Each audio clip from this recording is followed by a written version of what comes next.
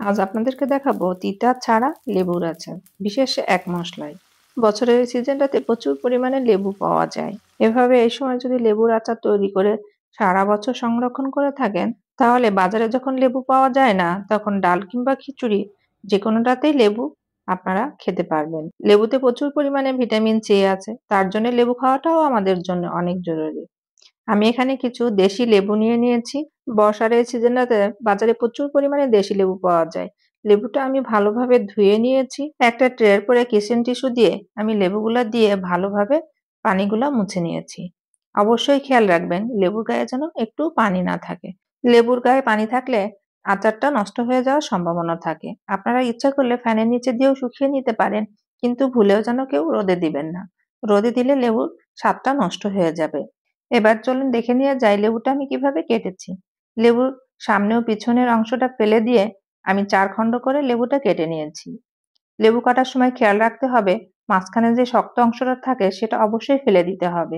এই অংশটা যদি ভালোভাবে ফেলে না দেওয়া হয়, তাহলে আচারটা তিতা লাগবে। আর লেবুর ভিতর বিচিগুলো ফেলতে হবে হালকা হাতে। যদি বেশি চাপ দিয়ে লেবুটা ধরা যায়, তবে লেবুর আচারটা তিতা হয়ে যাবে। আমি প্রতিটা লেবু একই রকম ভাবে কেটে নিয়েছি।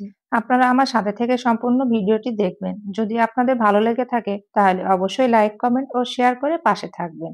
আর ফেসবুক পেজ থেকে যদি দেখেন, তাহলে অবশ্যই ফলো দিবেন। আর ইউটিউব থেকে দেখলে অবশ্যই চ্যানেলটি সাবস্ক্রাইব করে পাশে থাকবেন। আচার তৈরির জন্য আমি একটা বিশেষ মশলা তৈরি করে নেব। এর জন্য নিয়েছি ৪টা শুকনা মরিচ, ১ চামচ পরিমাণ পাঁচফোড়ন, ১ চামচ পরিমাণ সরিষা আর ১ চামচ পরিমাণ গোটা ধনে। সবকিছু নিয়ে আমি হালকা হাতে কিছু সময় নিয়ে ভেজে নিয়েছি। এই পর্যায়ে চুলার আঁচটা একবারে মিডিয়ামে রাখতে হবে। চুলাতে একটি প্যান বসিয়ে আমি ১.৫ কাপ পরিমাণ সরিষার তেল দিয়ে দিয়েছি। তেলটা দিয়েই আমি তার মধ্যে দিয়ে দিয়েছি ১ চামচ পরিমাণ পাঁচফোড়ন। এর মধ্যে দিয়ে দিয়েছি 1/2 কাপ পরিমাণ রসুনের কোয়া। রসুনের কোয়াটা আমি হালকা করে ভাপ দিয়ে কিছুটা নরম করে নিয়েছি। আর বাকিটা তেলের মধ্যে দিয়েই সিদ্ধ হবে। এই পর্যায়ে চুলার আঁচ একেবারে লোতে রাখতে হবে। খেয়াল রাখবেন পাঁচফোড়ন ও তেল কোনোটাই যেন পুড়ে না যায়। লো হিটে রেখে আমি ৫ মিনিটের মতো জাল করে নিয়েছি। রসুনটা একেবারে সিদ্ধ হয়ে গেছে, কিন্তু গলে যায় নাই। চুলার আঁচটা বন্ধ করে তেলটা একেবারেই ঠান্ডা করে নিতে হবে। এবার চলুন সবাই মিলে দেখে নিই আচারটা আমি কিভাবে প্রিপারেশন করেছি।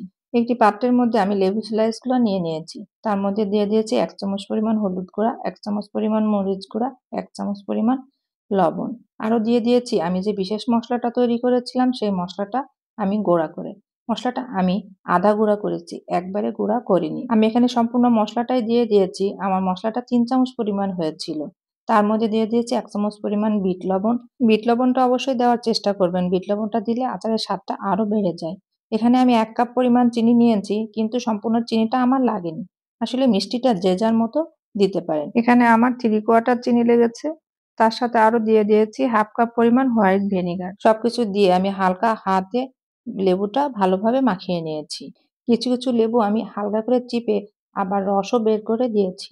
সবকিছু ভালোভাবে মাখানোর এই পর্যায়ে আমি দিয়ে দিয়েছি আগে থেকে রেডি করে রাখা তেলের মিশ্রণটি। তেল দেওয়ার এই পর্যায়ে আমি একটা স্প্যাচুলার সাহায্যে ভালোভাবে সবকিছু আবার মিশিয়ে নিয়েছি। তেল দেওয়ার এই পর্যায়ে লেবুর আচারে আর হাত দেওয়া যাবে না। হাত দিলে আচারটা নষ্ট হয়ে যাওয়ার সম্ভাবনা থাকে। আমি সবকিছু ভালোভাবে মাখিয়ে টানা ৩ দিন রোদে রেখে দিয়েছি। ৩ দিন পরে আপনাদেরকে আচারটা আমি পরিবেশন করে দেখাচ্ছি। রোদে দেওয়ার এই পর্যায়ে আচারের কালারটা কিছু চেঞ্জ হয়ে এসছে। লেবুর এই সিজনে আচারটি অবশ্যই ট্রাই করে দেখবেন। খেতে অসাধারণ। সম্পূর্ণ ভিডিওটি দেখে যদি ভালো লাগে, তাহলে অবশ্যই শেয়ার করে অনেকের কাছে পৌঁছাতে সহায়তা করবেন। আল্লাহ হাফেজ। দেখা হবে আবার নতুন কোনো রেসিপিতে।